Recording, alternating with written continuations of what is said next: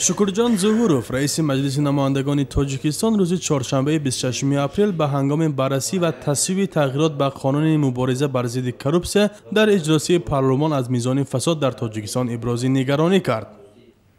اما منصبدار اونی که کار خود میکنه اگر که دلی تازه وجدانی پاکیزه داشته باشد هیچگاه به اون راه نمیره.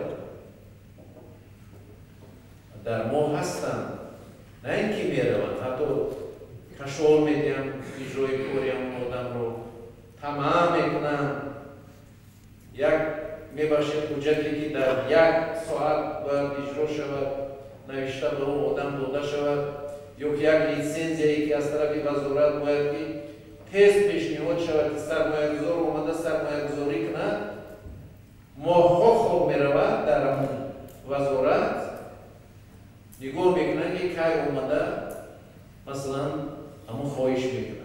رئیس پارلمان تاجیکستان به بازداشت اخیر کارمندان بلندپایه آژانسی ضد فساد اشاره نموده اظهار داشت اساساً منصبداران به کروپسیه دست میزنند، آنهایی که کار را اجرا میکنند یا شخصانی دارای مبلغ‌های زیاد که برای اجرا کردن کارشان به همین راه میروند و پاره میدهند. یعنی منصبداران هستند اینا اساساً اونهایی هستند که کار اجرا میکنن یا اونهایی هستند که در اختیارشان مبلغ زیاد است در وقت استفاده به همین راه میروند یا اونهایی هستند که برای اجرای کار خود رفته مثلا خودشون جنایت صادر کرده پاره میدینن و کار خودشون حل کردنی میشوند. بیشتر که اینجا محترم عثمان رو گفتم باید در جمعیت کار چنانی باشد که باید که هر یک کس داند که کسی که به کروپسیه دست میزند او البته یا امروز یا پگاه یا امسال یا سال دیگر به اجازه نمیماند، یعنی معین میشود. در یک هفته اخیر بیش از 10 کارمند آژانسی مبارزه ضد فساد تاجیکستان با گمان قلابی از جانب کمیته امنیت ملی بازداشت شدند. در میان بازداشت شده ها یک معاون سابق با رتبه گنرال و مفتشان و سردارهای ریاست با رتبه های گوناگون هستند. پروفسور حاجی محمد عمرов میگوید این حادثه دلالت به این دارد که دولت به طور جدی به مسئله فساد توجه کرده است. به کار قبول شدن به همین ساختار مبارزه به مقابل فساد نهایت دشوار بود.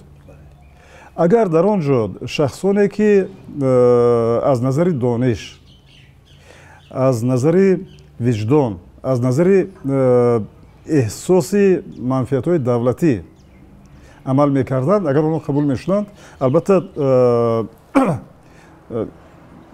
کار تا به این سطح آمده نمی‌رسید.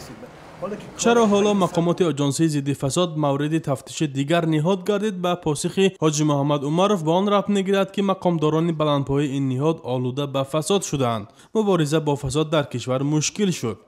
وقتی که اونا میگویند که ما مثلا با بودجه دولتی 105 میلیون سومنی برگرداندیم، 70 میلیون سومنی برگرداندیم، این یک چیزی خیلی خنده‌آور است در جامعه که سرتاسر به فساد غوطیده است. اگر آنها به طور جدی مشغول میشدند به بودجه نه 150 نه 200 نه 300 میلیون بلکه میلیاردها برمیگردانیدند. روزنامه‌نگار تاجیک خلوتشاه محمود که در موضوع فساد و رشوه در رسانه‌ها مقاله‌ها به نشر رسانده است میگوید که بازداشت منصبداران بلندپایه این نهاد وجود بعدی آژانسی ضد کروپسیه را همچون یک نهاد در مقابل فساد زیر سوال برد. وقتی که یک نهاد برای جلوگیری از آفت‌های طبیعی سازمان می‌دهند و اما این نهاد برای جلوگیری از آفت‌های طبیعی نه اما برای باز هم زیاد شدن آفت‌های طبیعی مثلا خدمت می‌کند، فکر می‌کنم بودن همین گونه نهاد ضرورت ندارد. سلیمان سلطانزاده رئیس آژانسی نظارت مالیوی و مبارزه با کروپسیه پس از انجام اجلاسی از شرح ابراز نظرهای رئیس مجلس نمایندگان درباره کارمندان این نهاد و بازداشت کارمندان بلندپایه آن خودداری کرده و این اطلاع را مخفی ارزیابی کرد.